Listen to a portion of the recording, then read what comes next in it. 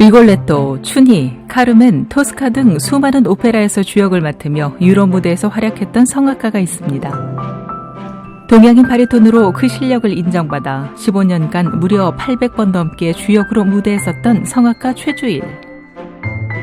그랬던 그가 이제는 단상에서 하나님의 복음을 전하는 사역자로 변신했습니다. 화려한 무대와 박수갈채보다 생명의 말씀을 전하고 영혼을 구하는 것이 더 가치 있음을 알기에 부르심의 자리로 순종해 나왔습니다. 음악도 그 무엇도 우상이 되지 않도록 오직 하나님만 높여드리고 싶다는 최주일 목사. 말씀이 살아 역사하는 교회를 꿈꾸는 그의 이야기를 들어봅니다.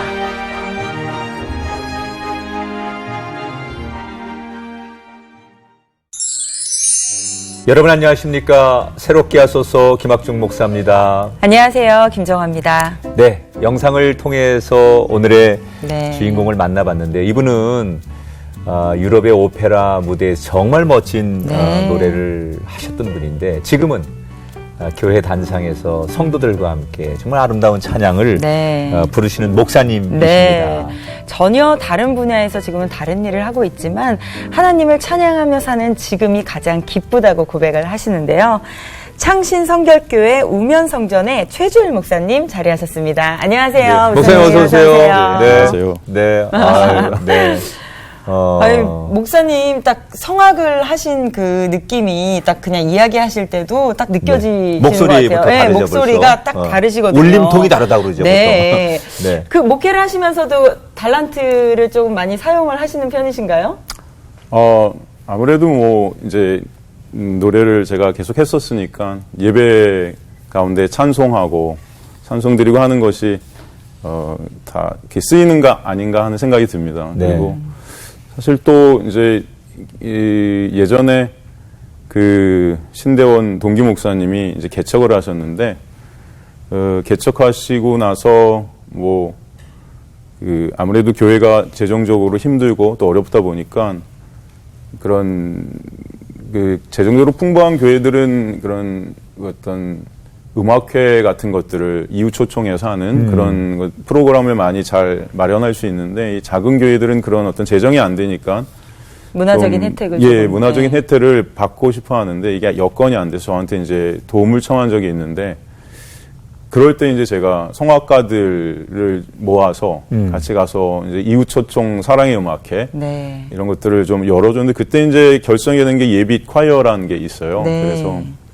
그 예비 콰이어가 한 2달에 한 번 정도 작은 교회들, 재정적으로 힘들어하는 교회들, 그렇지만 어떤 이웃 초청을 통해서 교회를 알리고 싶고 좀 전도를 하고 싶은 그런 마음이 있는 교회들이 요청을 하면은 저희가 가서 포스터부터 뭐 전단지 이런 것들도 다 만들어드리고 또 자비량으로 저희 성악가들 다 외국에서 공부하신 분도 계시고 전체 다 성악인인데 한 17명, 20명으로 된 이분들이 가서 찬양을 하는데 저도 그때 같이 가서 찬양을 하면서 이 재능이라면 하나님께 주신 달란트를 그때 이제 쓰는 것 같습니다. 내 달란트를 쓰고 계신데 그 달란트를 어떤 분은 이제 뒤늦게 발견하는 분이 있는데 목사님 같은 경우는 언제 내가 이런 달란트가 있구나. 어릴 때부터 노래를 좀 잘하셨습니까? 뭐 제 스스로 이제 잘했다고 생각하는데 잘 모르겠습니다. 그런데 제가 중학교 2학년 때부터 성가대를 같이 어른 성가대를 했었어요. 혹시 저 아버님이 목회를 하셨나요? 예, 아버님도 목회를 하셨었습니다.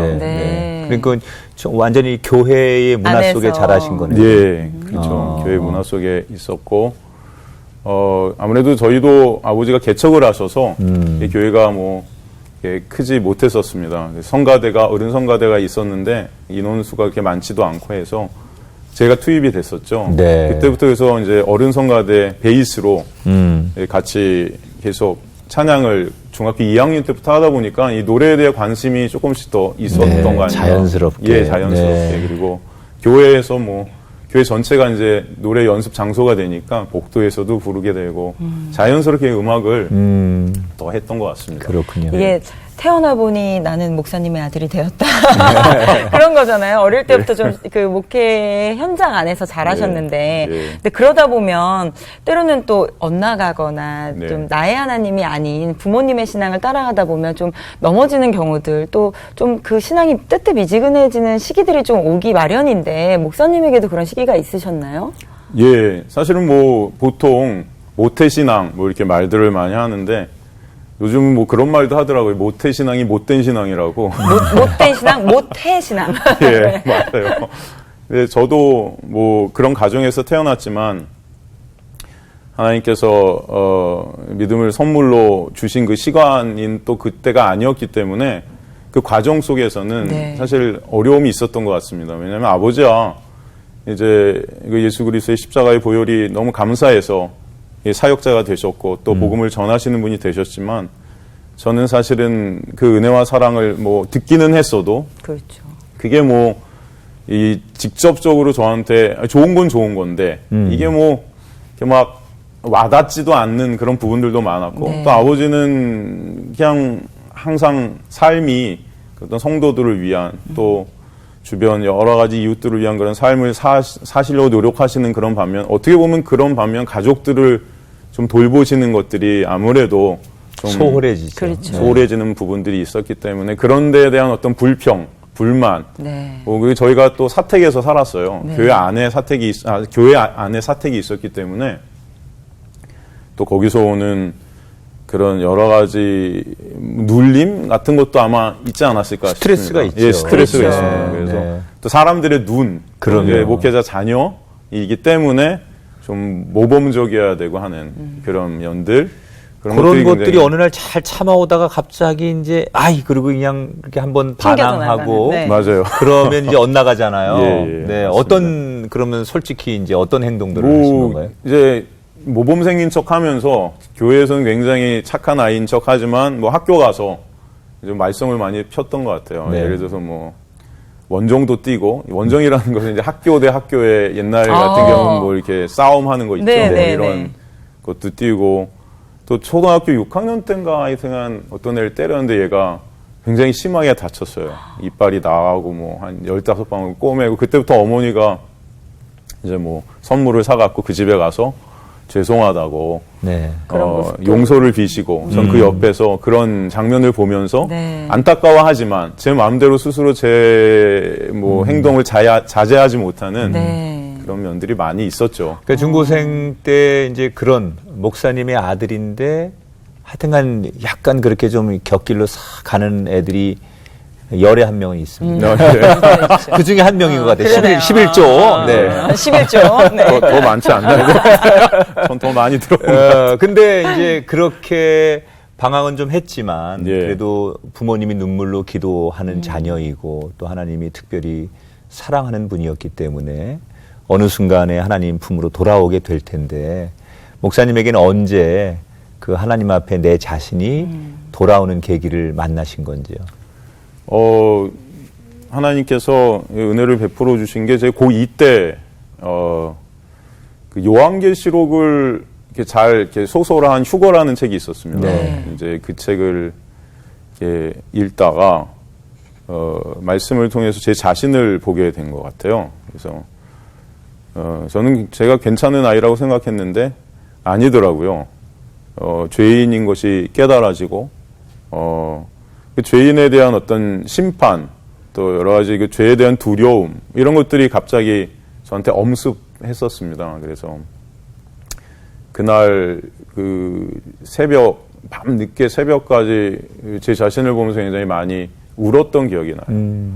이게 막 울고 있었는데 아버지가 그 울음소리를 들으신 것 같아요. 그래서 제 방으로 오셨죠. 새벽에. 그래서 깜짝 놀라 하셨죠. 그래서 왜 이렇게 우냐. 그래서 제가 죄인인데 어떻게 해야 될지 사실은 잘 모르겠습니다. 그렇게 말씀드렸던 기억이 나고. 그래서 아버지께서 복음에 대해서 예수 그리스도의 십자가의 놀라운 은혜와 사랑에 대해서 보혈에 대해서 그 보혈이 아니면 안 되는 우리들의 모습에 대해서 굉장히 심도 깊게 설명을 잘 해주셨던 것이 기억에 납니다. 그리고 그것을 들으면서 제 마음이 굉장히 감사해졌고 기뻐졌던 그런 순간이 오게 되죠. 네. 그래서 그때가 하나님께서 이제 저에게 그 은혜를 베풀어 주셨던 귀한 순간이 아닌가 하는 생각이 지금도 들고 있고 그때 이후로 제 마음속에 하나님에 대한 그 관이 많이 바뀌었죠. 네. 어떤 예수 그리스도의 십자가가 더 마음속으로 다가오게 되고 네. 그래서 이 세상을 좀 바라보는 관이 바뀌었다고나 할까요? 가치관도 변하게 되고 하는 그런 일들이 있게 되었던 것 같습니다. 그러면은 이제 그날 이후에 많은 삶의 변화가 있었을 텐데 아버님이 목사님이셨으니까 세례도 아버님한테 받았을 것 같은데요. 맞습니다. 그래서 그날 이후에 한 일주일인가 2주일 후에 이제 세례식이 있었는데 제가 그때 이제 세례를 받게 됐습니다. 그때 아직도 기억나는 게 아버지가 많이 우셨던 것 같아요. 세례를 주시면서. 그러니까 그동안 이제 말씀을 아들이 제가 운 게 아니고 저도 감사해서 같이 울었던 걸로 기억하는데 네. 저는 아버지의 눈물을 더 봤죠. 그 네. 당시에. 네. 왜냐하면 제가 말씀을 많이 폈었던 것 같습니다. 그래서 아. 이제 아버지한테 가장 기쁜 것이 제가 예수님을 만난 것이 아니었나. 예. 그 세례를 좀 늦게 받으신 거네요. 예, 저는 그 고등학교 2학년 때 세례를 받게. 보통 좀 일찍 받고 그러는데 왜 이렇게 늦으셨어요? 뭐 저희 아버지의 어떤 생각, 그 믿음으로는 제가 직접 진짜 예수 그리스도를 만난 그 경험이 있어야 된다. 그래서 그때 이제 세례를 주셨던 거. 그 전에는 아직 우리 아들이 아니다. 예수님 만날 때 세례를 줘야 한다. 그게 아버지의 철학이셨군요. 예. 네. 그래서 그 제 믿음의 고백이 있는 그때 시점으로 해서 세례를 저한테 주셨죠. 아니, 그러면 그렇게 어떻게 보면 하나님을 인격적으로 뜨겁게 만나셨어요. 그러다 보면 나도 이제 아버지의 길을 따라가야겠다라는 마음도 들 법도 한데 그렇죠. 어떠셨어요 그때? 그래서 사실은 제가 그 예수님을 알아가고 싶고 또 예수님을 더욱더 이렇게 발견하고 싶고 물론 예수님 만났지만 그 예수님의 그 놀라운 은혜가 더욱더 깨달아지고 싶은 그런 마음 속에서 신학교를 가기를 원했었습니다. 네. 그래서 아버지한테 이제 신학교 가겠습니다 이렇게 했는데 네. 아버지 저 되게 좋아하실 줄 알았거든요. 네. 근데 반대하시더라고요. 네. 그래서 신학은 네가 하고 싶어서 하는 것이 아니다. 네.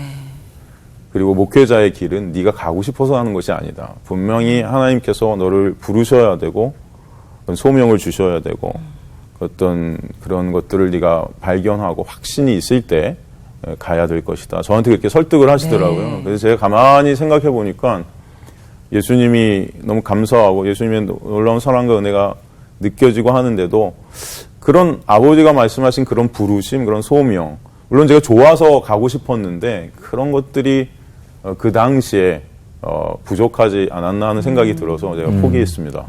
설득을 당했죠.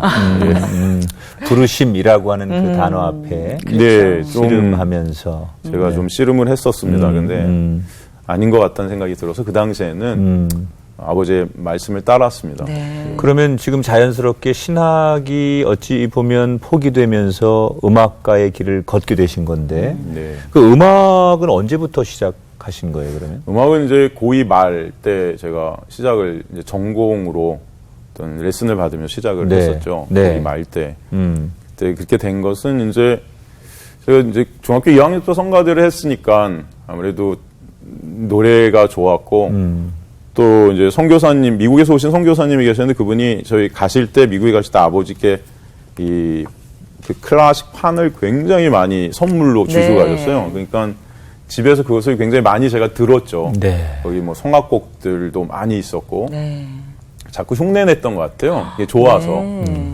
그 당시 뭐 플라시도 도밍고의 뭐 Perhaps Love라는 노래 뭐 이런 것들 이렇게 들으면 굉장히 좋았거든요. 그 음성이. 그래서 그 따라하고 하다 보니까 제가 자연히 노래를 아무래도 다른 애들보다 많이 하니까 좀 실력이 괜찮았던 것 같습니다. 그래서 음악 선생님이 이제 월요일 날 저희 전 교생이 운동장에 모여서 뭐 이제 조회를 하는데 그때 교장 선생님 뭐 말씀하시고 하는 네. 그때 이제 애국가를 제가 부르게 되고 뭐 일 있으면 나와갖고 노래를 하라고 해서 노래도 하게 되고 하는 일들이 있었어요. 네.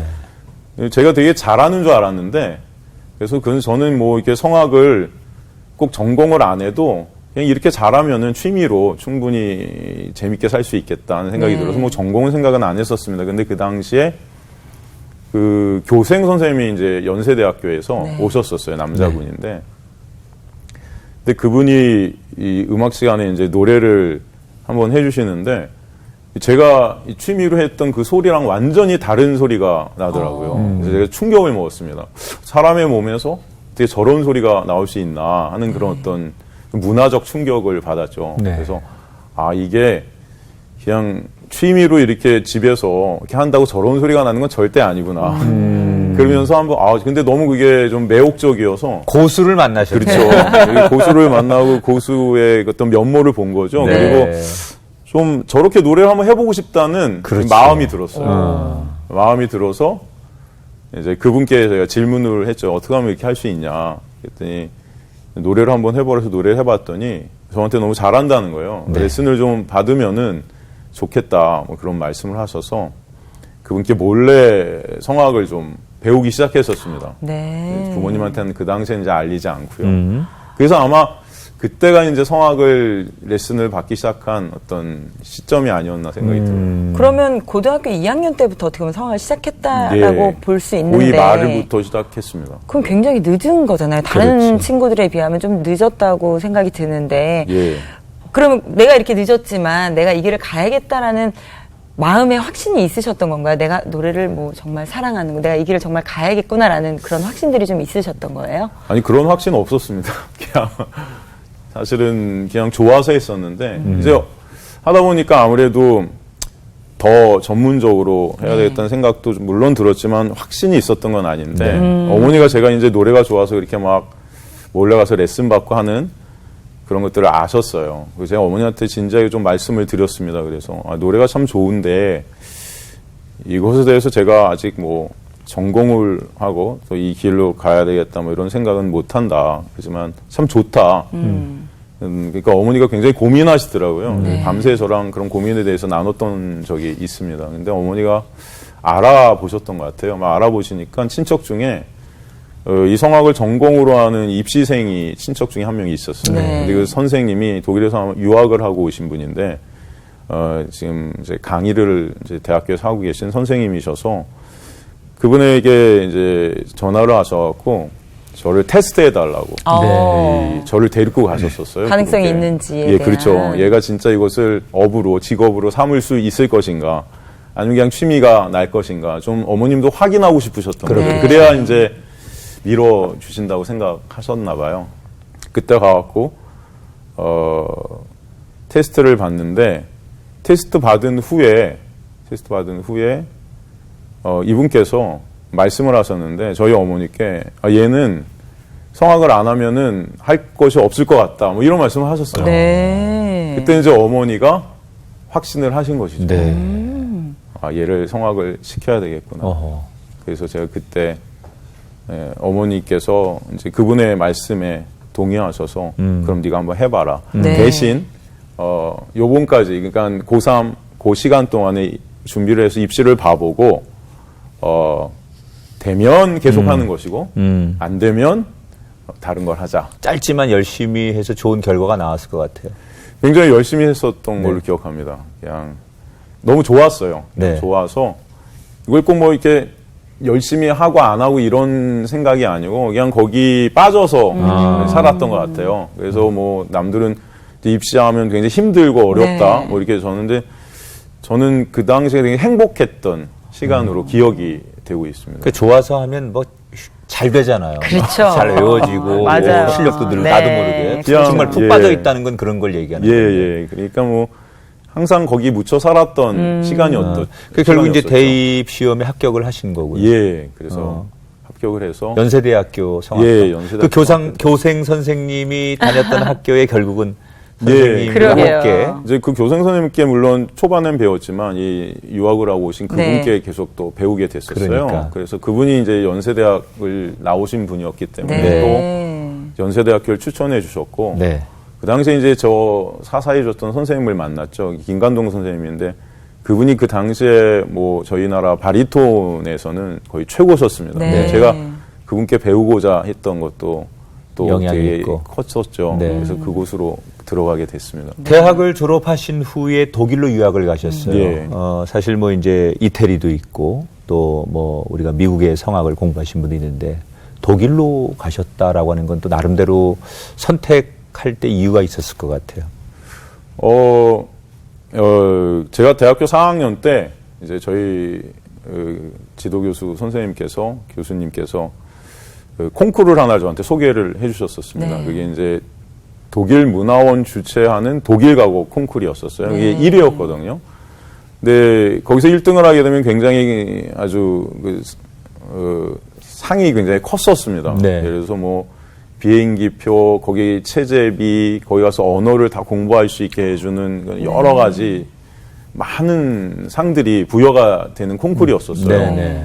그래서 이제 저를 내보내 주셔서 제가 거기에 나갔죠. 나가서 노래를 했는데 은혜 가운데 1등을 했어요. 1등을 해서 이제 그 부상들을 다 부여받게 된 거죠. 네. 그때 이제 오셨던 선생님이 켈른 음대 교수님이셨어요. 네. 심사위원 중에 한 분이. 네. 네. 그래서 그분이 제가 이제 독일로 가서 이제 언어를 공부하고 있는 그 사이 제가 베를린에 있었는데 베를린으로 찾아오셔서 이제 호텔에서 저를 부르셨는데 제가 그때는 독일어를 잘 못하니까 네. 뭐 오라고 그러니까 갔었는데 그 선생님이시더라고요. 네. 누가 저를 불렀나 해서 갔더니 근데 저한테 그 당시 이제 티켓을 하나 주시더라고요. 그래서 무슨 티켓인가 봤더니 그 당시 이제 베를린 필하모니에서 하는 그 브루크너 미사, 장엄 미사 콘서트인데 그것을 저한테 오라고 소개해 주신 티켓이었어요. 네. 그래서 저는 독일어를 그 당시 잘 못했기 때문에 이 음악회 오라나 보다 하고 그냥 그 당시 겨울이었었는데 거기를 찾아갔던 기억이 납니다. 근데 그 베를린 필은 정말 세계 최고의 필하모니이기 네. 때문에 사실 그 티켓을 구하는 것도 되게 힘들었고 그 티켓을 받은 것 자체가 되게 기뻤었던 네. 것 같아요. 그래서 거기를 찾아서 가서 딱 앉았는데 그 앉은 자리가 R석이었어요. 가장 네. 좋은 자리였고 네. 딱 옆에 보니까 저를 초청하신 선생님 남편이 앉아 있더라고요. 네. 그래서 참 놀랬었습니다. 그리고 나서 이제 이 합창단 또 필하모니가 쫙 나오고 오케스트라가 나오고 이 브루크너 미사 솔리스트들이 쫙 나오는데 그 중에 이 소프라노 솔로 하시는 선생님이 저를 초청하신 분이셨던 거죠. 저는 그것도 잘 몰랐던 거죠. 일단 언어가 안 되니까 네. 그 당시에는. 네. 그래서 깜짝 놀랐죠. 저분이 그래서 나를 초청했구나. 네. 그래서 이제 그 음악회를 보는 동안 굉장히 감동적으로 그 음악회를 봤습니다. 선생님이 너무 잘하셔서 다 세계적인 대가들이니까요. 네. 그리고 나서 이제 그 독일에서 독일 측에서 저를 독일 전역을 여행을 시켜주는 그런 시간이 있었는데 그때 이 선생님이 저를 켈른으로 초청을 했었어요.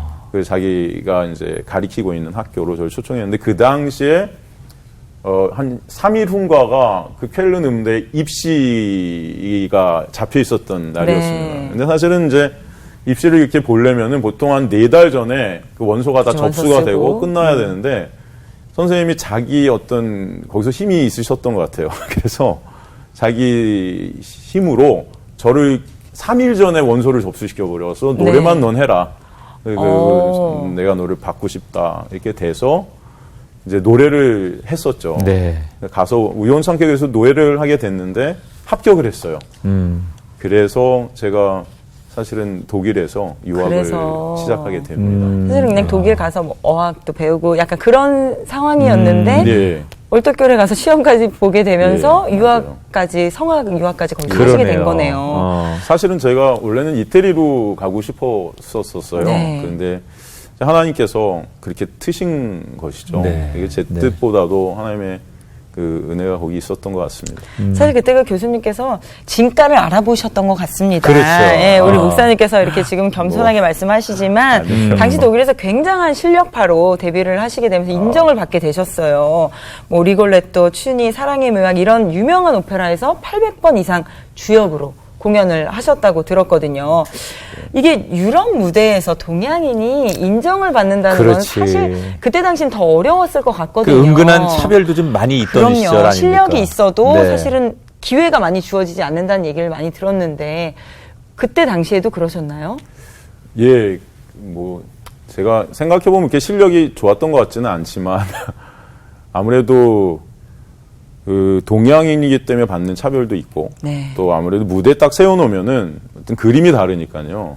노래를 아무래도 그들보다 좀 월등히 잘 해야 뽑히는 그런 어떤 무대였기 때문에 이 오디션하는 어떤 과정, 또 무대 쓰는 과정 이런 것들이 굉장히 쉽지는 않았던 것 같습니다. 힘들었고. 데뷔를 그러면 어떻게 하시게 된 거예요? 원래 정식 데뷔는 제가 간지 1년 만에 맥베드라는 오페라 역할로 맥베드 역으로 쾰른 필하모니에서 데뷔를 했었습니다. 네. 그 당시에는 이제 원래 제가 할 것이 아니었는데 가수들이 정해 있는 상태에서 바리톤 주역했던 분이 갑자기 아프게 됐어요. 네. 대타를 샀는데 이 대타가 마치 안 찾아지는 거예요. 많은 가수들이 있었을 텐데 이게 다 안 된 거죠, 연락이.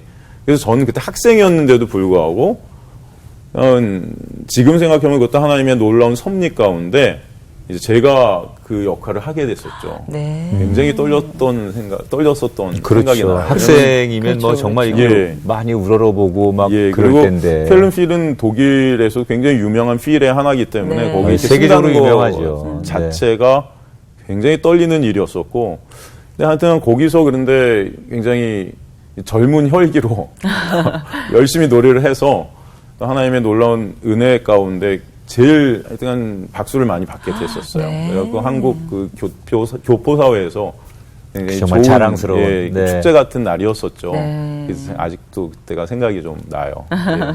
그러고 나서 이제 1년 있다 마이닝엔에 제가 정식으로 이제 주역 가수로 또 데뷔를 하게 됐어요. 지금 이제 그런 얘기를 쭉 들어보면은 그 낯설고 고독한 유학 생활, 그리고 물론 가수로 데뷔했지만 여전히 그 문화적인 차이라든지 그 여러 가지 뭐 어떻게 내 집만큼 하겠습니까, 우리가. 그렇죠. 집 떠나면 다 고생이라고 하는데, 그러다 보면 의지할 건 하나님밖에 없잖아요. 맞습니다. 네, 정말 그 시간이 어찌 보면 하나님을 더 의지할 수도 있고, 그러게요. 아니면 어떤 반대로 오히려 더 하나님을 잊어버릴 수도 그렇죠, 있고, 멀어질 둘 중에 수. 하나 할 것 같은데 네. 어떠셨어요? 둘 다였던 것 같습니다. 잊었다가 찾았다가. 예. 제가 이제 어떤 제 생각으로는 무대에 서서 노래를 한다는 것 자체가 사실은 하나님께 영광을 올려드린다라는 네. 어떤 생각을 품고 이제 무대에 쓰고 있었는데, 가만히 이 생각해 보면은 그 당시 하나님께 영광을 올린다고 말은 하고 있지만 제 영광을 이렇게 쌓는 그런 시간이 참 많았던 것 같아요. 그래서 이 무대라는 곳이 참 공연 끝나서 공허했고 좀 힘든 그런 시간들이 많이 있었습니다. 물론 하나님을 찾으려고 제가 발버둥 치고 또 예배를 안 빠지려고 발버둥 치고 한 면이 있었지만, 그것도 제 힘으로 안 되는 제 자신의 모습들을 보게 되죠. 그리고 그런 모든 상황 속에서 하나님을 잊어먹고 있는, 예수 그리스도를 바라봐야 되는데 제 자신을 보고 있는 그런 많은 부분들을 발견케 됩니다. 그래서 하나님께 영광을 올린다는 이 말 자체가 참 거짓이었구나라는 생각들을 많이 하게 됐었어요. 영적 싸움들이 제 안에서 그럴 수 있죠. 있었던 것 같습니다. 네. 그것도 지금 돌아보면 하나님의 놀라운 사랑이고 또 네. 은혜였었는데, 그런 것들을 보고 느낄 수 있다는 것 자체가 그렇죠. 영적으로 아직은 살아있다는 그렇죠. 증거인데, 예. 네. 뭐. 그렇게 독일에서 왕성한 활동을 하시고 정말 동양인이면서 최고의 자리까지 갔는데, 어느 날 독일 생활을 접고 한국으로 들어오셨어요. 네. 쉽지 않은 결정이었을 그러게요. 것 같은데요. 어떤 음악이라는 것, 어떤 문화라는 것, 사실 저는 이런 것들을 통해서 하나님께 많은 영광을 올릴 수 있다고 여겨졌던 것이 있었는데, 이런 것이 아니라 진짜 가치가 예수 그리스도고, 예수 그리스도께서 흘리신 그 십자가의 보혈이 아니면 안 되는 그 인간의 실존, 이런 것들을 경험케 하시는 그런 시간이 많이 있으면서, 예전에 아버지께서 말씀하신 그 부르심에 대해서 다시 생각하게 되고, 인생 가운데 과연 내가 이렇게 노래를 하면서, 물론 많은 분들이 노래를 통해서 또 하나님을 붙잡고 하나님께 나아가고 하는 그런 분들이지만, 저는 특별히 또 이 노래라는 것이 저한테 과연 가치가 있는 것인가 하는 생각이 저한테는 들기 시작하고, 네. 그러면서 하나님의 말씀에 대한 갈급함, 하나님의 말씀에 대한 그 가치, 예수 그리스도에 대한 가치가 좀 더 선명해지는 그런 시간들이 제 무대 생활 속에 있었습니다. 그러던 차에 이제 저희 모교에서 특채로 저를 이제 전임 교수로 네. 초청을 했었어요. 그래서 제가 시간을 쪼개서 한국에 잠깐 나와서 여러 가지 절차를 거치는 중에 마지막 단계 가서 이제 다 그게 형식적으로 다 서류상으로 다 끝나는 그런 시간이었었는데 그때 한국에 그 굉장히 큰 사건이 하나가 터졌었습니다. 어떤 그 학위 위조, 뭐 비리, 뭐 이런 사건이 하나가 되게 큰 게 터졌었어요. 이게 벌써 한 10몇 년 전인데요.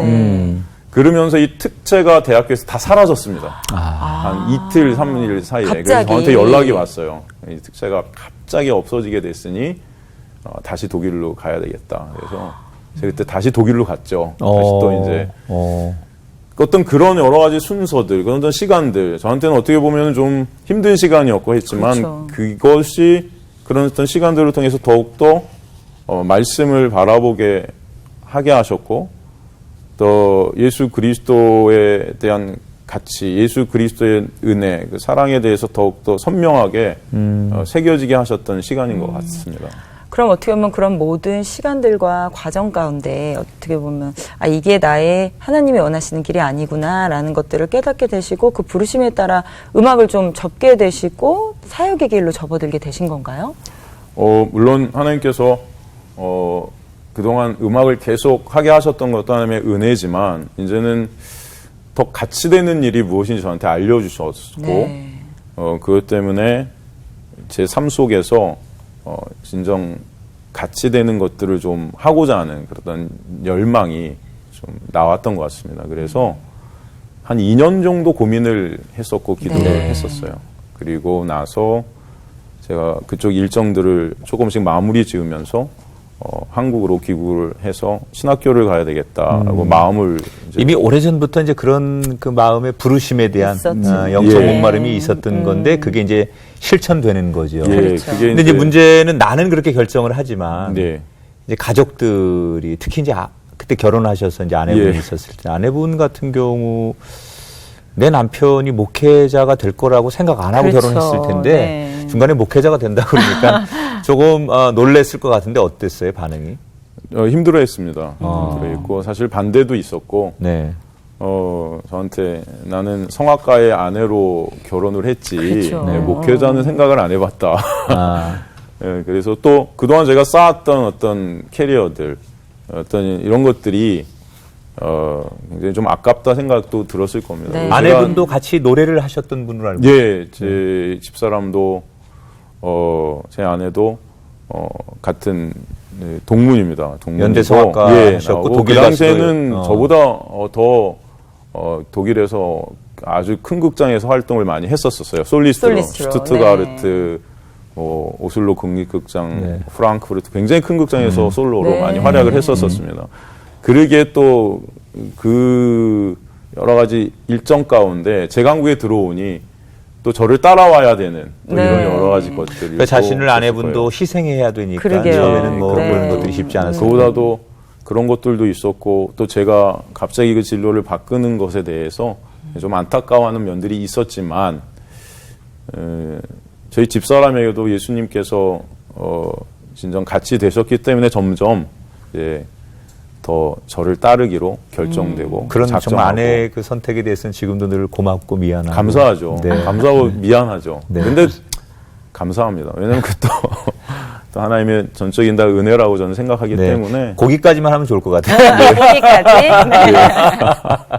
네. 예.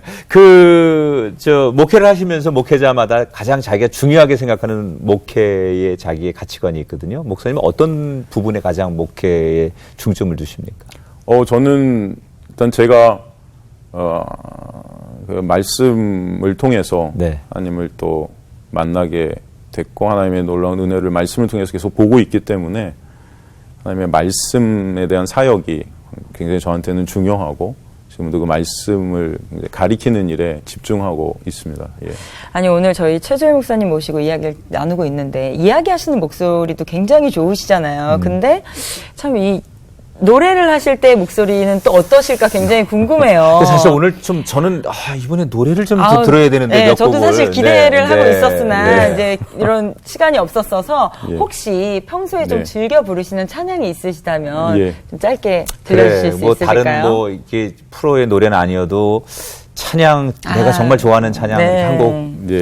반주는 없지만 네. 불러주시면 참 좋겠다. 네, 네. 제가 잘은 못하지만 평소에 이제 말씀 준비하고 하면서 요즘 들어서 이렇게 부르는 노래가 하나님의 그늘 아래라는 노래가 있는데 네. 조금 예, 한번 그냥 이렇게 앉아서 잠깐 네. 그러면 네네네. 아유, 네. 잘은 못하지만 네.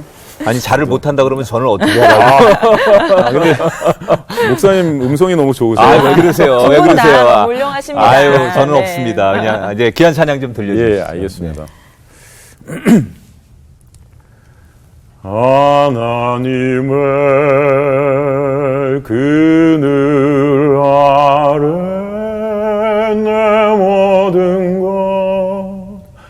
다 내려놓고 나 잠잠히 주를 묵상하네. 그 놀라우시는 해를 끝이 없는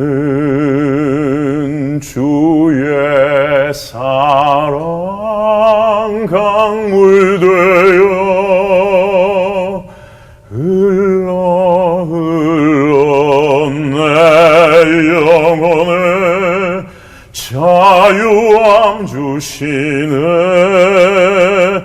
날 새롭게 하시네.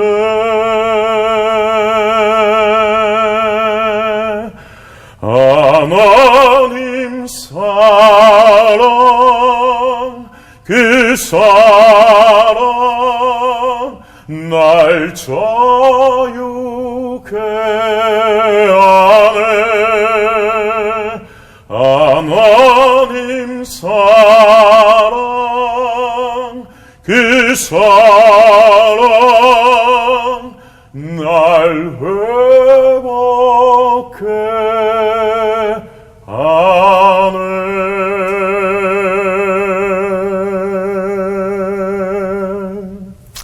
아멘. 이건 저는 박수를 못 치겠는데. 여운이 이렇게 네. 쫙 있죠. 아유, 좋아요. 네. 정말 노래를 잘하는 사람도 많이 있는데 네. 그 찬송을 이렇게 불러서 우리가 영적으로 평안을 주는 그런 찬양을 오랜만에 들은 것 같아 너무 좋습니다. 네. 시간이 되면 좀 더 듣고 싶은데 네. 뭐 오늘 우리가 이야기하는 시간이니까 찬양을 또 다음 기회에 목사님 네. 저희가 좀 요청하면 와서 좀 찬양 좀 불러주시기를 부탁드리고. 감사합니다. 네. 귀한 목사님 오늘 오셨는데 저희가 축복할 수 있는 건 목사님이 기도 제목을 나눠주시면 함께 우리가 많은 또 분들이 기억하고 목사님을 축복할 텐데 목사님의 기도 제목을 함께 좀 듣고 싶습니다. 네. 저는 사실은 이제 무대에서 하나님께서 내려오게 하셨지만 또 지금 다른 무대로 저를 올리셨기 때문에 항상 무대에 쓴다는 생각이 들 때가 많이 있습니다. 네, 제가 좀 항상 기도하는 것은 그 세상 무대에서도 제 영광을 이렇게 추구하는 저의 모습이 있었지만 이 강단에서도 이 설교를 선포하는 그 자리에서도 제 의의를 추구하는 저의 모습들을 볼 때가 너무 많아요. 사람들의 칭찬을 구하고 또 사람들의 인정을 구하는 어떤 그런 제 자신의 영광을 자꾸 추구하려는 그런 제 자신을 볼 때가 참 많이 있습니다. 그래서 그런 영적 싸움이 가장 저한테는 싸워지는 싸움이고 물론 그런 가운데 하나님께서 저를 계속 인도해 가시고 하는 것이 너무 감사하지만 앞으로도 그런 싸움 가운데 주님께서 저를 이끌어 주셔서 온전히 말씀에 집중하고 말씀의 그 본체 되신 예수 그리스도의 십자가의 그 보혈의 놀라운 그 은혜를 잘 전할 수 있도록 되었으면 좋겠습니다. 그게 제 기도 제목입니다. 네. 내가 들어간 것이 아니라 오직 하나님만 영광 받으시는 그 시간이 그 목사님의 앞으로의 사역 위해서 저희도 열심히 응원하며 기도하겠습니다. 감사합니다. 네, 무대라고 하는 것이 우리가 다 인생을 살아가는 것이 우리의 무대인데 특별히 목사님이 선택한 그 무대는 목사님의 선택만이 아니라 하나님께서 부르시는 무대이기 때문에 그렇죠. 네. 가치 있다고 생각합니다.